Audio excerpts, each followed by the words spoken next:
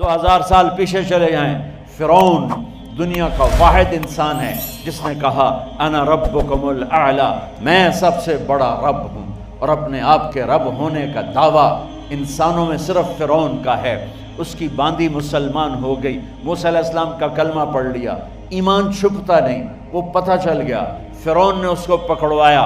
اس کی 2 بچیاں، ایک دودھ پیتی ایک ساتھ چلتی، اور اس نے اپنے دربار میں کڑاہ میں تیل ڈلوایا، نیچے آگ لگوائی، تیل ابلنے لگا۔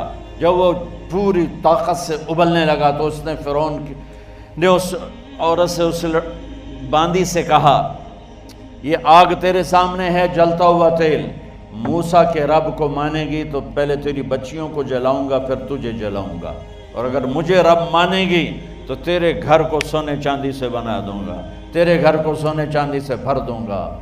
اللہ کا پا لینا یہ میری آپ سب کی معراج ہے، اور اللہ کو کھو دینا میرے آپ سب کے لیے ہلاکت اور تباہی ہے۔ سنو سنو اس نے کیا کہا، اللہ نے اپنی محبت کو ماں سے تشبیہ دی ہے، باپ سے نہیں دی، اور چھوٹا بچہ زیادہ ممتا کو لیتا ہے۔ وہ کہنے لگی فرعون یہ تو میری 2 ہیں، میری 100 ہوتی تو اللہ کے نام پہ آج میں قربان کر دیتی۔ فَقْضِ مَا أَنْتَ قَاضٍ، کر جو تجھے کرنا ہے۔ تو پاگل ہو گیا، غصے میں کہنے لگا اس کی بڑی بیٹی کو ڈال دو۔ تو انہوں نے اس کو یوں ٹانگوں سے پکڑا، اور وہ چیختی چلاتی ہوئی تھی۔ ماں کا ایک بول اس کی جان بچا سکتا تھا، اور پھر گھر جا کے توبہ کر لیتی، اور کہتی اللہ مجھے معاف کر دے، میں نے کلمہ کفر کہا۔ اس کو ٹانگوں سے پکڑا ہوا ہے، اس کے ہاتھ نیچے جھول رہے ہیں، اور وہ اماں بھی کہہ رہی کہ مجھے بچا لو۔ ماں نے اپنی آنکھوں سے بچی کو تیل میں یوں ڈوبتے دیکھا، اور پھر وہ ابھری جیسے مچھلی تلنے کے لیے، جس میں مچھلی تلی جاتی تو باہر آ جاتی، اوپر آ جاتی، تو وہ ایسے بلبلے اٹھ رہے تھے۔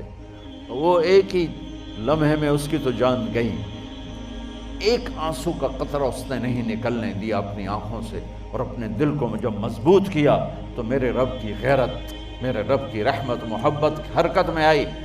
اللہ نے ماں کی آنکھوں سے پردہ ہٹا دیا، اور ماں نے اپنی بیٹی کی روح کو نکلتے دیکھا، اور وہ کہہ رہی ہے اصبری یا فإن لک من الأجر کذا وکذا۔ ماں جی ڈرنا نہیں، صبر کرو، جنت تیار ہے، جنت تیار ہے، ابشرو۔ معصوم بچی کو تو پتہ بھی نہیں تھا کہ کیا ہونے والا ہے، اس کو پکڑ کے یوں ڈالا، اس کی تو آہ بھی نہ نکلی، اور وہ مچھلی کی طرح تلی گئی۔ اب پھر ماں کا کلیجہ پھٹا، اللہ نے پھر آنکھوں سے پردہ ہٹایا، اور انہیں اپنی بچی کی روح کو نکلتے دیکھا، اور وہ کہہ رہی ہے اصبری یا فإن لک من الأجر کذا وکذا۔ ماں جی تھوڑی دیر کا صبر، جنت تیار ہے، جنت تیار ہے، جنت تیار ہے۔ اللہ کو پایا سب کچھ پایا، اللہ کو کھو دیا سب کچھ کھو دیا۔ جب اس کو پکڑ کے لے جانے لگے، اس نے فرعون کو دیکھا، فرعون اس کی آنکھوں میں آنکھیں نہیں ڈال سکا، نظریں نیچے ہوں گی اس کی۔ کہنے لگی میری ایک بات مانو گے، میری ایک خواہش پوری کرو گے؟ فرعون نے پوچھا کیا؟ کہ جب میں بھی جل جاؤں تو میری اور میری بچیوں کی ہڈیوں کو اکٹھے دفن کرنا، باہر پھینک نہ دینا، دفنا دینا۔ فرعون نے کہا تمہاری یہ خواہش پوری کی جائے۔ انہوں نے کہا پیچھے ہٹ جاؤ، میں نے اللہ کو جان دینی ہے، مجھے دھکا دینے کی ضرورت نہیں ہے، میں اپنے اللہ سے ملنے جا رہی ہوں۔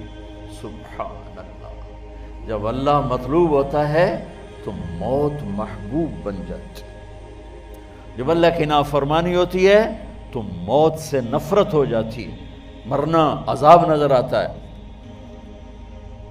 وہ چھلانگ مار گئی، اللہ اکبر کا نعرہ لگاتی ہوئی، ہڈیاں ادھڑ گئیں، گوشت ادھڑ گیا، ہڈیاں باقی رہ گئیں۔